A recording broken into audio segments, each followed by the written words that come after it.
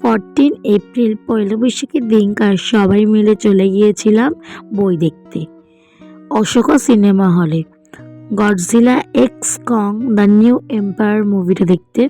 Cinema হলের অ্যাম্বিয়েন্সটা সুন্দর ছিল অ্যান্ড মুভিটাও ভালো ছিল, বাট আমি বলবো না যে খুব ভালো ছিল, বাট দেখার মতো ছিল। যে আমি যদি রেটিং দিতে হয় তাহলে আমি এটাকে দেবো 8/10। অ্যান্ড তোমাদেরকে অ্যাম্বিয়েন্সটাও দেখিয়েছি, দেখতে পারো। একটু পুরোনো টাইপের কাইন্ড অফ কিছু একটা।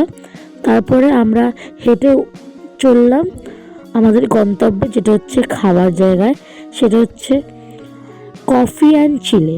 সেখানে গিয়ে আমরা অর্ডার দিয়েছিলাম হাক্কা নুডলস, চার পানির আর পোলাও অ্যান্ড মোমো। বাট মোমোর ভিডিওটা আমি করতে ভুলে গেছি। যাই হোক, সবাই মিলে খুব মজা করে দিনটা কাটালাম অ্যান্ড শেষ করলাম লাস্ট পাতে আইসক্রিম দিয়ে। And bye bye.